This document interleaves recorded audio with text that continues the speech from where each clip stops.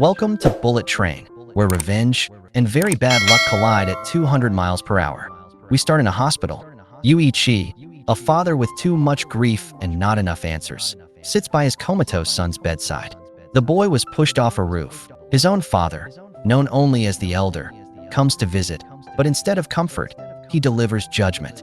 He scolds Yui Chi for failing as a protector, for not being there when his son needed him. And soon, his anger hardens into resolve. He retrieves his gun. Someone pushed his boy, and now someone has to pay. Cut to the streets of Tokyo. Enter our unlucky mercenary. His codename? Ladybug, a cruel joke from his handler Maria, who finds his constant streak of disasters hilarious. His assignment sounds simple. Board the bullet train, steal a briefcase with a sticker on its handle, and get off. The job was meant for another assassin named Carver, but Carver called in sick, so Ladybug's the replacement. Spoiler, the word simple doesn't belong anywhere near this mission. At the station, Ladybug accidentally bumps into Yui Chi, who drops his locker key and ticket without realizing. Ladybug, needing his own gear, picks the lock instead. Inside, he finds his supplies, including sleeping powder. He refuses to take a gun, insisting he wants to do this the Zen way. He boards the train after convincing the conductor to let him in with just the receipt. Yui Chi, meanwhile, boards without issue, following mysterious instructions on a note. He's expecting to meet the person who tried to kill his son, but finds a sweet-looking young girl instead. That girl zaps him with a taser. She's Prince, a manipulative assassin who weaponizes her innocent schoolgirl act. Elsewhere, Ladybug locates the briefcase in the luggage rack, following Maria's directions.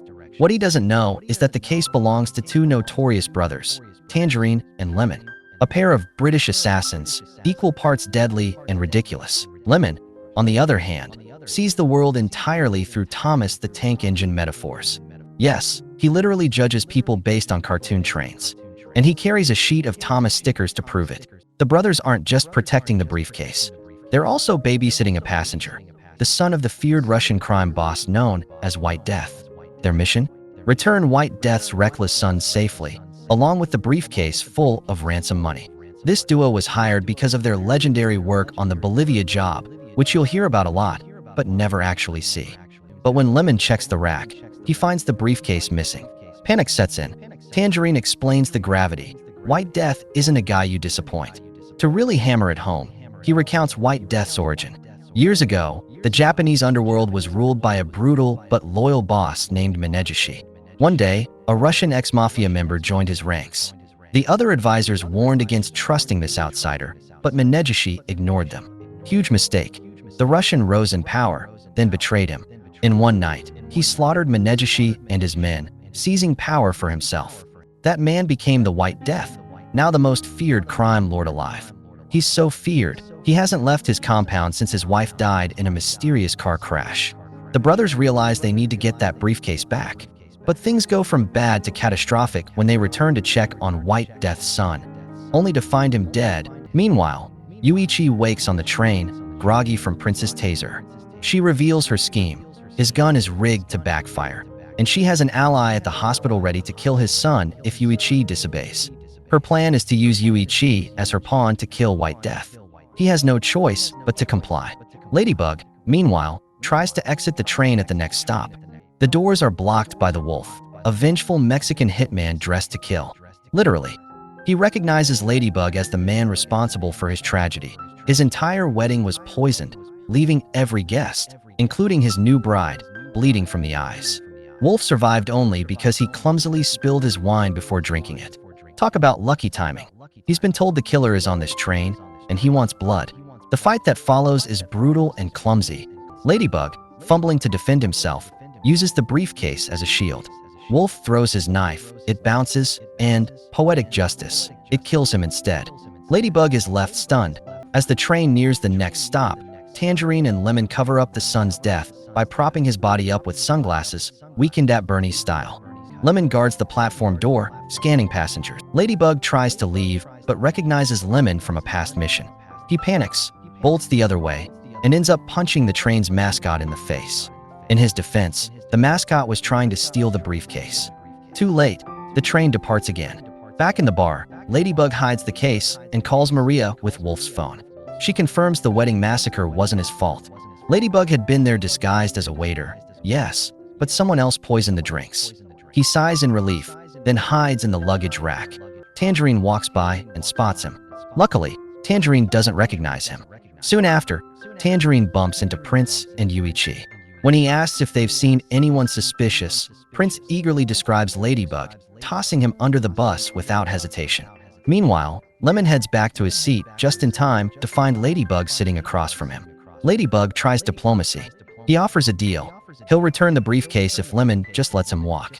Lemon isn't convinced. Suspicious from the son's death, a brawl erupts. Ladybug eventually knocks Lemon out, spikes his water with sleeping powder, and hides his gun in the luggage rack.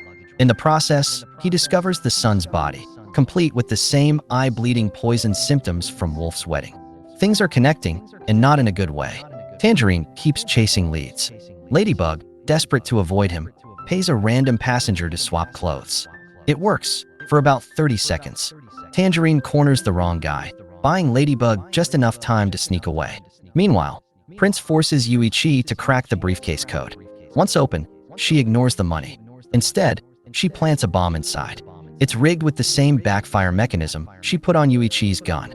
Her plan is elegant in its cruelty. White Death has a habit of killing attackers with their own weapons, so she's going to hand him one that kills him instead.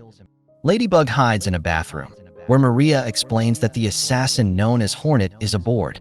Hornet specializes in poison, the exact kind causing the bleeding eyes. Ladybug needs to find and stop her, or else he's the next corpse. Unfortunately, using Lemon's phone backfires when Tangerine tracks him via the app. Cue another fight in the bathroom. Both men beat each other senseless until a call interrupts. White Death's henchmen demand they get off with the briefcase at the next stop. Tangerine panics, but Ladybug hatches a plan. He'll impersonate Lemon. At the station, they bring a random briefcase, but it falls open, exposing the ruse. They sprint back aboard just in time. Somewhere else, Lemon wakes up from his drugged nap, finds Yuichi and Prince, and immediately distrusts her. She slips, using the word briefcase when he never mentioned it. That's all the proof he needs. In Thomas terms, she's definitely a diesel. He shoots Yuichi in the stomach to pressure her, but before he can finish, the sleeping powder knocks him out. Prince seizes his gun and shoots him, then ties the bathroom door shut, leaving both men for dead. Later, Tangerine finds the bathroom and discovers Lemon's body. Devastated, he puts his necklace on his brother and vows revenge. He calls White Death directly, demanding a final showdown at Kyoto Station. White Death calmly replies that he already evacuated all the civilians. Every ticket was his. The only ones left on the train are assassins, all hired by him to kill each other. It's been his game all along. Tangerine, furious, runs into Prince. She plays the helpless girl act again, but this time he notices a diesel sticker stuck on her back, Lemon's last message. He realizes she's been orchestrating everything. Before he can kill her, Ladybug intervenes, believing her tears. In the struggle, the gun goes off and kills Tangerine. Another body for the pile. At the next stop, Ladybug almost escapes, but Prince pleads for protection. Against his better judgment, he stays. Fate has a sense of humor. Then, the Elder boards the train. He recognizes Prince's voice from earlier and calmly sits with her and Ladybug. Ladybug tries to grab her gun but gets bitten by the escaped snake. The Elder seizes her bag and forces her confession. She pushed his grandson, Yuichi's son, off the roof to manipulate him. But her henchman has already been killed by the Elder's bodyguard at the hospital. Prince is suddenly powerless, and she flees. The Elder shares his story with Ladybug. He once served Menegishi and warned him about White Death's betrayal, but was ignored. He lost his wife in the aftermath, and only Yuichi survived.